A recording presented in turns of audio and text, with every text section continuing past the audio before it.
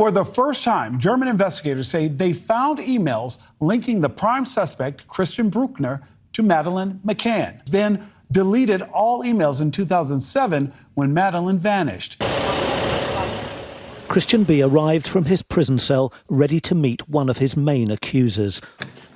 Inside the courtroom, he looked like a man who knew what was coming. The handcuffs were off, but he could hardly relax. They have time on their side and a star witness. Now, these offences were separate to the main McCann case, but they were seen as crucial for trying to keep Christian B. behind bars for long enough for charges to finally be brought over the disappearance of Madeleine. To move to the... Yeah, they have to move to Plan B, and Plan B is really coming forward with the charge of in the Madeleine McCann case. Yeah. I got nightmares in my head. I fear thoughts build up until I can't. My mind fills up into a creature, and it haunts me somewhere much deeper. I got nightmares in my head. I fear. Hello and welcome to True Crime Rocket Science, the most authentic voice in true crime. Madeleine Prime Suspect, in the absolute top league of dangerousness, has been acquitted by the German court. Despite the star witness giving testimony, he was acquitted. And now we can just move on to Plan B, right? And that is charge Bruckner in terms of the disappearance of Madeleine McCann. That is the right thing to do, right? I mean, the next step after these charges have been dropped and dismissed is to charge Bruckner for his alleged involvement in the Madeleine McCann case, right? That's next, right? So the bottom line here is that while Christian B. has been acquitted of all allegations today, there is still momentum behind the McCann case.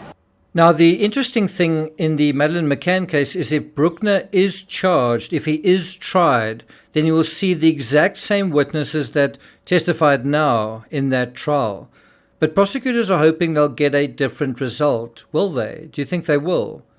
Let's have a look briefly at the charges Bruckner was accused of and then examine what the presiding judge said about this abomination of a case. Before we get to that, if you haven't subscribed to the channel, please do. Bear in mind, I've written 5 books on the Madeleine McCann case, so I've certainly been around the block in terms of thinking about the case, looking at evidence, and looking at the evolution of this case, including the evolution of the media circus. If you're interested in any of those books, I'll put a link to those in the description. If you're finding this analysis worthwhile, please like, share, leave a comment. You can also hit the thanks button, and let's get started. So the court in Braunschweig heard that Bruckner had 5 charges leveled against him, 6 if you include Madeleine McCann. As long as 2 months ago, the legal tea leaves were looking pretty clear, even if the British media were unwilling or unable to see it. Quoting from The Guardian, an acquittal had been widely predicted after the court revoked the arrest warrant against Bruckner in July at the defence's request, citing unreliable witnesses and a lack of forensic evidence. Wow, I'm confused. Why should unreliable witnesses and a lack of evidence?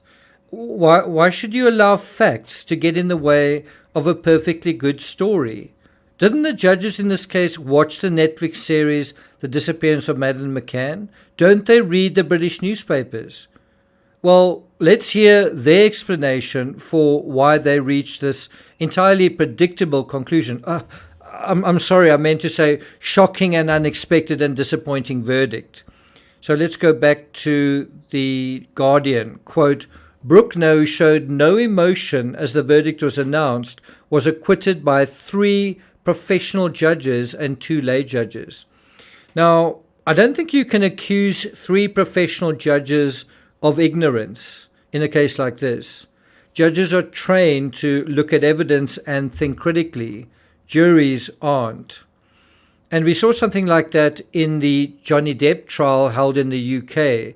It was decided upon not by a jury of laymen, but 3 learned judges. In other words, intelligent people au fait with the law. Now, if Bruckner was tried in the UK instead of Germany, or tried with a UK jury, let's just say hypothetically, do you think there would be a different result? Just having his trial in the UK instead of Germany, do you think there'd be a different result? I do. What does one call that? Is that justice or bias? So were the German judges looking at evidence and thinking critically, or were they biased? What do you think? Going back to the article, quote, the main judge, Uta Engermann, delivered a lengthy statement explaining the decision to acquit that criticized German prosecutors for naming him in connection to the McCann case. That's a long-winded way of saying the German court didn't appreciate the circus sideshow of trying to associate Bruckner with the Madeleine McCann case. They went on to say, we as judges have sworn an oath, and it is to serve the truth only. We take this very seriously, but we cannot wrap people in cotton wool. This oath means that we do not cater to the views of the media. Good! Yay! Thank you. Thanks for that. Or social media, or Netflix. And we also don't cater, they said, to the defense or the prosecution or to the tables of regular pub goers. In other words, they've got to be dispassionate. They've got to be indifferent to agendas. They've simply got to go based on evidence. Wow, great to have some people like that in a courtroom.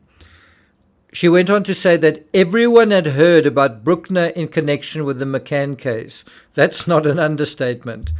I mean, this has gone worldwide, this association. You hear about it in Australia, America.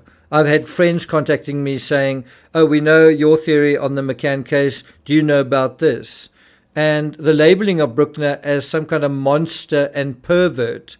And then, so you can now take that bias and spread it over literally everything, including the perfectly created perpetrator in the Madeleine McCann case.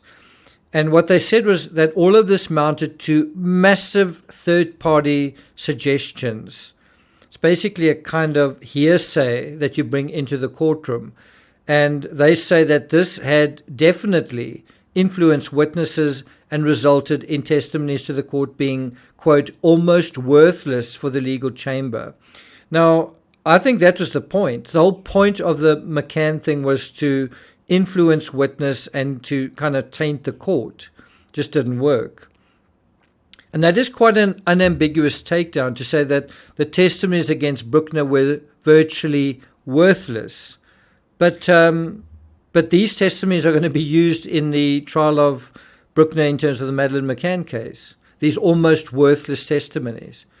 Going back to the article, the verdict is seen as a slap in the face for prosecutors. I would also say it should be a slap in the face of the British media who've been pushing this narrative all along. And they'd argued for the German national to be handed a 15-year sentence. So were the British media and their British readers looking at evidence and thinking critically while all of this was going on, also for the past 2 years, or were they biased? Because I can see how the British media and their British readers who have drunk the Kool-Aid for years will say they are the ones looking at evidence and it's the German judges who are biased. So which is it? Well, I think we'll see the answer soon enough. After beating not one but 5 charges against him, all of the charges against him, what we're likely to see now is Bruckner being charged and tried for the 6th, using the same witnesses. If these judges didn't believe that Bruckner could be found guilty on 5 charges, all of which add momentum, as one British journalist put it, to the McCann case, then will another set of judges come to a different result on the 6th charge, the one relating to Madeleine?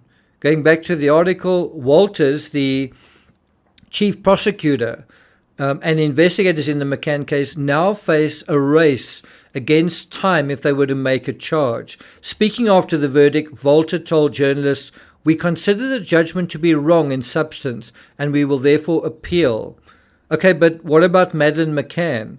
Well, he said the court would have the power to order a retrial with different judges. Walters also said the investigation into the McCann case was continuing, but neither conclusion to that or a charge was currently foreseeable. Wow! Wow, wow, wow. So even now he can't commit to putting Bruckner on trial almost 3 years after the fact in terms of this case against Madeleine McCann. There's no conclusion to the investigation, and he can't even commit to saying that a charge is foreseeable. But this is a race against time. Wow. Christian Bruckner was officially named as the prime suspect, but this was back in 2022. German officials haven't released any additional information. Where do you believe things stand right now?